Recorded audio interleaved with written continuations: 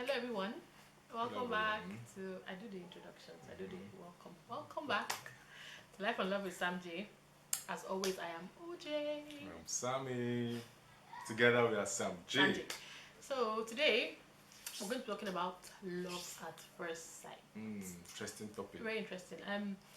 The reason why we decided to talk about this today is because we have a close friend who asked us a question about this, surrounding this, and it got us thinking about the topic, and so that's what we're talking about today. Very briefly, we know that it's a very extensive, large subject. So if you are faced with any real life situation where you might be you might feel like you just met somebody and you think you're in love, we urge you to do some research about it. I mean, this video might help you, but it's going to be very shallow. So please do more research, especially if you're a Christian, because we are a Christian couple, and that's the point of this. So do more research, know what the Bible actually says about love, if there is actually a place for love at first sight in the scriptures, and more things like that. Don't just take anything you hear at face value. So with that being said, we're jumping right in. So excuse me, sir. Yes, Do you ma'am. believe in love at first sight? I don't believe in love at first sight. What? Yeah, Tell me why. yeah. Because what people feel at first sight that they term to be love, I think is attraction. I think it's attraction. Can I stop you there? Yes, please. When you say love at first sight, what does that mean? Nice to see somebody at first meeting. I'm asking you because we know that love is a very general term. People use it for so many different things. They can say, I love somebody, or I love this food, or I love this place. And I know that they don't always mean the same thing.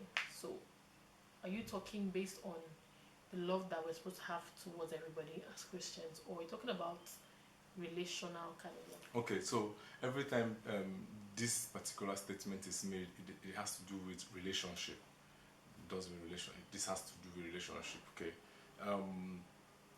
Let me balance it. We are made to love. We're Christians, and one of the greatest commandments is love.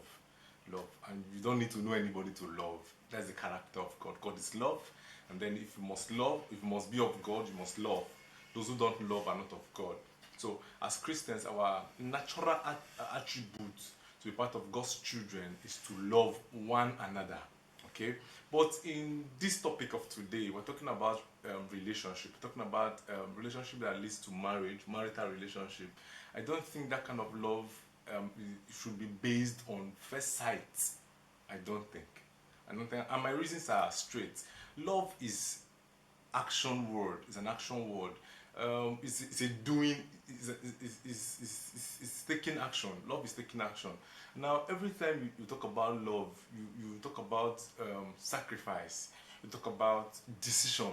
Okay, so I want to stop here so that you can bring up. That's okay. He's a pastor. If you're not I don't want to preach by now, you just have to just preaching. Okay. I don't believe in it either. And the reason is, I know that there are times when you meet people and you feel something at first. We can't deny that. That happens. That happens the first time you meet somebody. Not everyone, but it does happen often. We see it a lot in movies, but it actually happens in real life. That's true. Where someone might meet someone else, and at that moment of meeting, person talks the way you want, person you want to end up with talks. They smell amazing. They look how you want your life partner to look, and they have the same kind of value that you would want to see in your spouse. And it just seems like everything is lined up perfect in this person. And then you feel something. My opinion is that thing that you feel is not love. So because that thing that you could feel at the initial point is not love, you cannot then love at first sight. There is attraction. There is It's crush, infatuation. The other things that things that happen chemically in the brain when the things that you would like in a person all seem to fit into one person. And that's what some people feel, and they might call love at first sight, which we know is not. We know that it's not because the Bible says that love is not an emotion. Where does it say that? 1 Corinthians 13, where it lists out what love is. Almost all of those things are actions that you need to do. It doesn't just happen. It can't just happen. You can't just happen upon. I don't know how to put it. More better than that. It's a decision. And also, love in the marriage and spouse and relationship sense is so complex. It's it cannot just happen at the point of meeting somebody. It's a lifetime. Whatever you it's a feel, lifetime journey. whatever you feel at the point of meeting somebody for the first time, has to be tested to be sure that it is love. Love is stronger than an initial emotion. That's my point. It's That's not true. an emotion. That's true. To love someone is to know them. To love someone is to sacrifice for them. To love someone is to take whoever they are for who they are. Okay, and this doesn't happen just one day. This happens in a lifetime. So the attributes of love, like she said in First Corinthians, are all of them are doing. They are all sacrificial. They are selfless. You know. So when you talk about love, talk about intimacy. You talk about passion. Okay, you talk about I mentioned sacrifice earlier on. So these are not the things you just see somebody on a first date and, oh my God, I love this person.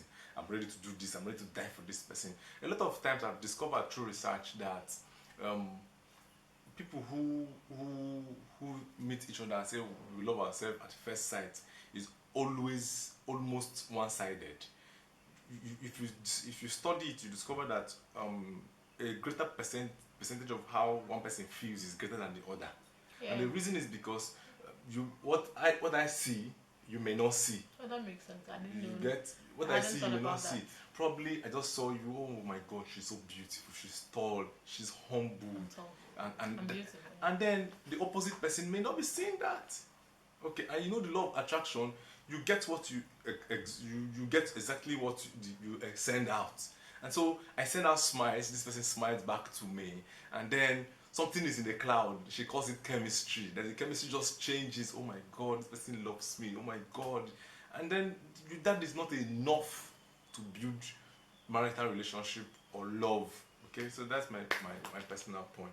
You know. That's your opinion. Okay, just to add to, I think the kind of love that we need to make marriages in this current age that we are in, where marriages seem to be so fragile, work is the Bible kind of love. And you cannot get that, or you cannot know if a person can give you that at the point of meeting somebody initially. I'm not saying that it doesn't happen, like you meet someone and you like the person at that point and then you cannot now end up with that person. It happens quite. First time I met him, I had a very serious, unusual, I dare to call it spiritual kind of crush because I can't explain it to today. I'll tell you the story. So it does happen that sometimes, you know, when people meet like that, it could lead to something else. My point is, my opinion is, or my advice is, that initial emotion, if you feel it, don't call it love. Don't build anything on that. Just use that to be like a stepping stone. It's strong, and I've seen God use that initial feeling to bring people together to get on a journey to know themselves more, that could lead to something more tangible. But that first feeling, if you have it, please know that's not the kind of love that God wants you to have. That's very flimsy. It can go. I said that I had something like that happen to me with him. That's true. 6 months after that. Before you tell him the story. I'm telling him the story. Okay. My point is, 6 months after that, he disappeared. I wasn't even talking to him. We were not even talking to him. I was dating somebody else.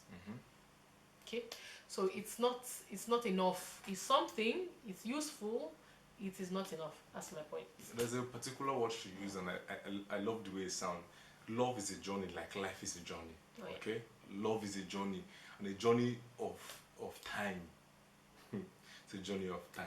You decide, you start the journey, and then it's a process. It doesn't just happen. No. My parents have been married for over 30-something years. Yay, Yeah, congrats. my parents. I've been married for over 36 years. Not you, your parents. Yes, my parents. Okay, I mean, somebody will hear and think, very soon to be our story, you know. yes, yes. So what am I saying? Something keeps them together. They didn't know. In fact, at the moment, they still study themselves. There are some certain things they're discovering of themselves recently. Oh yeah, that's After a 36 fantastic years. point. I hadn't remember to say that people change. People change, and the person that you fall in love with, it's meant to be. That's how we're designed by God. We need to adapt to everything that happens, and we change and we grow. You know, growth is change. And if you fall in love shallowly with the person you just met, and a year from now they're not that person, and you have not built deep roots of real love, that love changes because the person has changed. Okay, before you tell them our story, you see, as a life coach and as a counselor, a lot of times young people just come to you and tell you, I'm a young minister by the way, oh, man of God, pastor, this guy cheated me, broke my heart, and a lot of times I'm like, okay, how long have you known this person? We met 6 months ago. 3 months. Hello, 6 months, 2 months, and you're already sold out. How far? So this is the impressions we're about to create through this video. We're making this video for young people to know that it takes time and takes your personal decision. Love is sacrifice. When you are entering into love relationship, you tell yourself, this is what I'm doing decisively. You have to do it consciously. You don't have I love this woman consciously. It's conscious, irrespective of what I'm going to see anymore. I'm in. It's a decision I took. So you don't take the decision on the altar. I didn't take it the first 1 month. I knew her for 5 years, almost 5 years before we were on the altar. We're like 2 or 3 months shy of 5 years. In fact, I'll have to tell you the story. We met in a church setting, in the choir rehearsal. Let me view the story. just before I tell you the story. Something he said that I want to buttress on. He said, oh my God, I've forgotten. Is that about time? No. Oh, happening on love. That's it. I think the Bible says somewhere. You tell me where it is. At guard your heart. Yes. Because out of it, Proverbs 23. Yes, I think when the Bible instructs us to guard our hearts, it means don't just let your heart fall into anything. So it's an instruction that we should take very seriously, especially if you're not married. Take it seriously. Guard your heart. Some of those first love at first sight, infatuation feelings are instant. They just happen. They happen to you. They're okay. They happen to you. Don't decide. Yeah. And so when that happens, just remember, I'm instructed to be guarded, because there's a reason for guarding, right? Okay, so what was next? The story. Yes. Okay, I'll summarize because it's a very long story. But I will wrap it up. We met at a church event, not an event, a church rehearsal. I was in the choir. He's a drummer. He was a drummer. I'm still a drummer, but in that choir he was a drummer. And then we had an event. We were not in the same church, but we are in the same group of churches. Does that make sense? If you're not a Redeemer, you might not understand. But in Redeem, we have cadres. So 2 or 3 parishes together are an area. 3 or 4 areas together are a zone. How many number of zones together are a province? So it's like a hierarchy, right? So my church was the zonal headquarters, and his church was the parish under my zone. Follow me. And so the zone, which his church was part of, it was having a choir concert. Yeah. Yes. And I was in the choir, like I said, he's a drummer. So I'm trying to rush, so please follow me. I speak really fast. So we're having an event, and we're having rehearsals for the event. And then I wasn't there initially. I was in school. I was in law school, and then I came back and joined. We had, and so towards the course of the rehearsal, things were not really going as they should. Leaders were having 1 or 2 issues here and there. And so we had a meeting to talk about it, and I spoke. I was one of the people that spoke first. I was really upset, really passionate. I love the Lord. I love to sing, and I said, I don't like the way things are going. We're not doing that. And then note that I'm personally a result-oriented person. Likewise, so things were just sluggish. Yeah, things were not moving the way we wanted them to move, and so I spoke out against them really firmly. I hadn't even met her. I hadn't seen him at that time. So we're seated. Like I said, I was away, so I was sort of new in the rehearsal, so I didn't know everybody. And then I was seated towards the front, and then right after me, somebody spoke, which was him. And then at the point of his speaking, I thought, because he has a deep voice, and I really like that. I thought, oh, whoever is talking has a very nice voice. And so I looked back and I saw him, right? Speaking angrily. Yes. Everything I said, basically, the point is that we felt the same. We felt the same way. We didn't like what was going on, and we seemed to have the same values in that context. And that's how I saw him.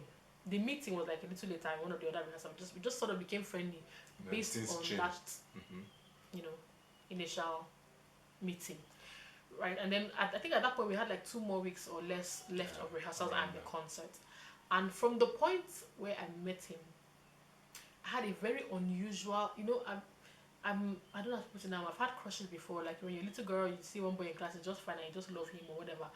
I've had crushes before, I've had infatuation before. This one was different. It was so, I don't know how to explain how embarrassing it was. So embarrassing that I felt like I was having an out of body experience, like in movies sometimes when you're or in a dream, you're seeing yourself from up doing something embarrassing, and you're almost shouting, stop it, you look silly, you look stupid, but then the real you or you doing the thing can't hear. That's how I felt. I saw myself doing things I wouldn't normally do, and I couldn't stop it. Let me explain. Like I said, the way we met was a rehearsal, and then sort of became friendly, but we're not really close enough. Like it was just a space of 2 weeks, and rehearsal wasn't even every day. So he would just come. I think it was twice a week or so that he would be where the church was in the estate where I lived at the time, so I was always around. And then so he would come for rehearsals, and then I didn't have his number on my phone. They have my number. I didn't even know. In fact, let me let them know. Before I even knew, she was a daughter to her mom. That's just a plot point. Yes, my mom has been active in the church for whatever years. So he knew my mom, and they were close. Yes, they were close. He didn't know that she had a daughter or anything. Yeah. So what was my original point? You're distracting me. Back to the story. So I didn't have his phone number, and that's my point. His phone number, I didn't have mine. I didn't know his last name. I just knew him as so Sam the drummer. But every time Sam the drummer was around, I had to be around him.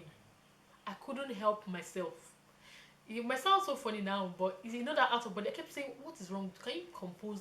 Can you comport yourself?" At your age, at your big age, I could not help it. It was not just obvious to me. So everybody around, it was so obvious, to the point that my brother, my immediate other brother, was also in the choir. There's one night when we had the night before the concert, we're setting up. People were doing decorations, some people were setting up the camera, some were working on the sound. It was just a busy. The hall was really busy. And we're there for almost the whole day. When it got late in the night, like I said, I live very close to the church. Or I used to live, my parents' house is close to the church. And then I was doing what I was doing. I didn't have any reason to still be there. We're not rehearsing. I'm a singer. We're not singing anything. We're done with the singing. He was working on the camera and sound, so he had reasons to do it. I was the host for that. And he was the host. They were not done. He was the host, drummer, camera. You tried though. So I was done. My other brother was like, "Okay, let's go home now," because I was orbiting. She should look round and I around. was orbiting him. Oh my God. When I knew I was embarrassing myself, I couldn't help it. It wasn't my fault. He said, my brother said, let's go home. I said, okay, just go. I even left. I tried to leave. I left like two times. I would go home and come back. Something was just pulling me like rope. That's love at first sight. I was loving at first sight. I could not help myself. It was so intense. Let me tell you, if I had believed in love at first sight, that was enough for me. The pull attraction was so strong. But like I said, 6 months after, we were not even talking. That's true. I was dating somebody else still for another day. Right? So I think should I end the story there? That's enough. You didn't tell them at the point where I tried to. I was just being friendly. Oh, like I didn't even take an advantage of it. I'm the storyteller. I'm sorry. So the storyteller. The choir when were really close, and then there was another one of our friends who's married now. I think maybe you and her were closer. Well, I was close to everybody. He was friendly. I wasn't close to him like that. I just had a very strong crush. So he was playing with her, and then I don't know what joke they were joking, my brethren, but he proposed to her. It was a joke. I just knelt down. He wanted to marry her. It was just a joke. I was just joking. And then my world came crashing down. How did you feel? I was so upset. I felt like it was a personal insult on my person. I didn't mean anything. I don't know his last name. Just playing. I didn't. The point is there that infatuation can feel like love. Yeah, it can. Sometimes even more intense. Sometimes love sometimes can be. Love has ups and downs, and the down part is just. That is infatuation has no downside. It's just boom. Fire. Let's get this love thing. So, our point is be careful. Yes, please. There maybe people of the world might say there's love at first sight. For the child of God, that's not a wise thing to build your life on. We live in a time where marriages are crashing by the second. Yeah. Don't give the devil another chance by building your marriage on something as flimsy as an initial attraction. It's not worth it. If that person is for you, as God has designed, that attraction like I had will lead to something more meaningful. But that one in the beginning is not love. It's not enough. It's not strong enough to build anything on. Right? As a wrap up, God is love. Allow the maker of love to bring you into the circle of love. Oh yeah. He's the one who brought us together. I can assure you that, well, though we're new, the things we've learned together are amazing, amazing. Allow God to help you, surrender to Him. We're shooting this video to encourage young people. Yeah. Don't be distracted. No. Don't cheaply allow anybody to come into your heart and shatter it. No, real love is out there. Guard your heart jealously. Be patient. And patient. God will see you through. Thank you very much. Just to add before we go, we'll leave our email address in the description box below. Yeah. If you have questions, if you have something you want to don't tell us, agree with us. Don't agree with us, let us know. If you don't agree, put it in the comments, right? If you agree with us, let us know as well. If you have questions, our email address will be there. Please don't hesitate. We are here for you. We want to hear what you have to say. We want to advise you if you need it. We want to counsel you if you need it. So let us know. And please like, please subscribe, And share. please watch, please share, please come back, please everything. Do all the things, okay? Thank you very much. So till next time, Thank you very much. remain Sanjay. See you. See Bye. you. Bye.